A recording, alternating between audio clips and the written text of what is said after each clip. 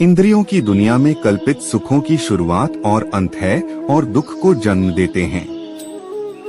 आत्म साक्षात्कार में स्थापित लोग अपनी इंद्रियों को नियंत्रित करने के बजाय अपनी इंद्रियों को नियंत्रित करते हैं। अपने आप को छोड़ दें तो मन व्यक्तित्व के वही पुराने आदतन पैटर्न को दोहराता चला जाता है। हालांकि मन को प्रशिक्षित करके कोई भी कदम उठाना सीख सकता है और सोचने के पुराने तरीकों को बदल सकता है। यही योग का केंद्रीय सिद्धांत है।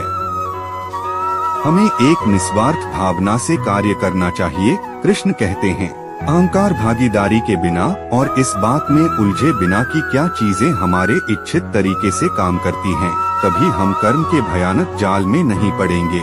हम अपने कर्तव्यों से दूर रहकर कर्म से बचने की आशा नहीं कर सकते। संसार में जीवित रहने के लिए भी हमें कर्म करना चाहिए। कुछ लोग ध्यान के माध्यम से बुद्धि से हृदय में भगवान को समझते हैं, दूसरों को ज्ञान योग द्वारा और अन्य काम के योग से। कुछ हालांकि ब्रह्मा को नहीं समझते हैं, लेकिन दूसरों से सुनकर पूजा करते हैं। वे अपने दृढ़ विश्वास से मृत्यु को भी पार करते हैं जो उन्होंने सुना है। हम अगर सारे संबंधों पर विचार करें तो देखेंगे कि सारे संबंधों का आधार यही सीमाएं हैं जो हम एक दूसरे के लिए निर्मित करते हैं।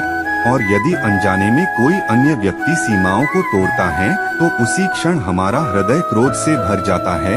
इन सीमाओं का वास्तविक रूप क्या है, क्या आपने कभी सोचा है? सीमाओं के द्वारा हम दूसरे व्यक्ति को निर्णय करने की अनुमति नहीं देते हैं, अपना निर्णय उस व्यक्ति पर थोप देते हैं, अर्थात किसी के स्वतंत्रता का अस्वीकार करते हैं। और जब स्वतंत्रता का अस्वीकार किया जाता है तो उसका हृदय दुहक से भर जाता है, और जब वो सीमाओं को तोड़ता है तो हमारा हृदय क्रोध से भर जाता है। क्या ऐसा नहीं होता? और यदि एक दूसरे के स्वतंत्रता का सम्मान किया जाए तो किसी मर्यादाओं या सीमाओं की आवश्यकता ही नहीं होती। अर्थात जिस प्रकार स्वीकार किसी संबंध का देह है, क्या वैसे ही स्वतंत्रता किसी संबंध की आत्मा नहीं? सबके जीवन में ऐसा प्रसंग अवश्य आता है, सत्य कहने का निश्चय होता है हृदय में, किंतु मुख से सत्य निकल नहीं पाता।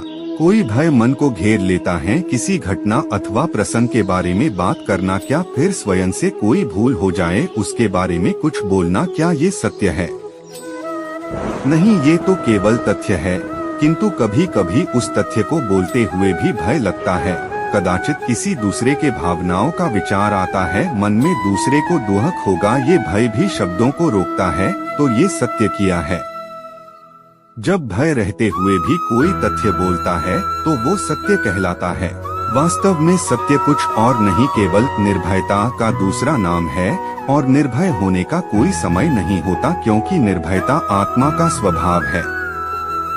वास्तव में संकट का जन्म है, एक अवसर का जन्म अपने आप को बदलने का, अपने विचारों को ऊंचाई पर करने का, अपनी आत्मा को बलवान और ज्ञान मंडित बनाने का।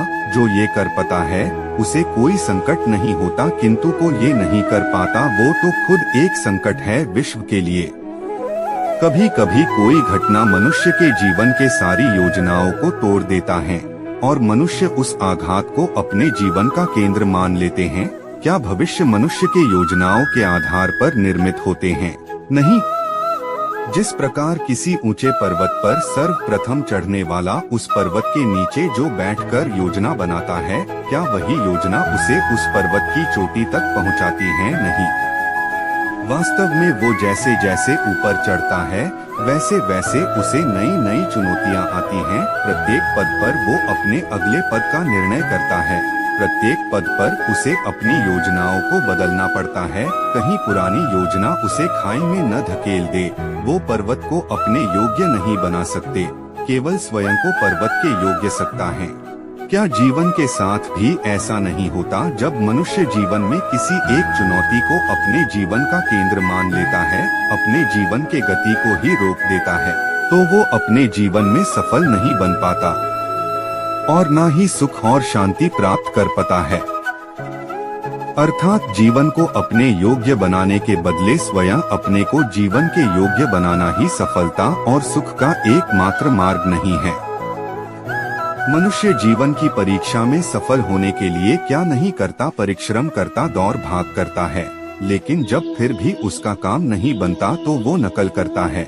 जैसे जब आप बचपन में परीक्षा देने जाते थे तो क्या होता था, आप ना सही लेकिन कोई ना कोई सफलता पाने के लिए नकल करता था और उत्तीर्ण भी हो जाता था।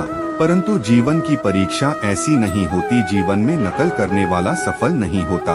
कारण विद्यालय में सबके प्रश्न पत्र एक ही होते हैं, लेकिन जीवन में ऐसा नहीं है। जीवन का प्रश्न पत्र और उनकी कठिनाई सबके लिए भिन्न होते हैं। निश्चित रूप से उनके उत्तर भिन्न होंगे। इसलिए अगर आपको जीवन में सफलता पानी है तो नकल ना करें, स्वयं के प्रश्नों का उत्तर स्वयं ढूंढिए और सफलता आप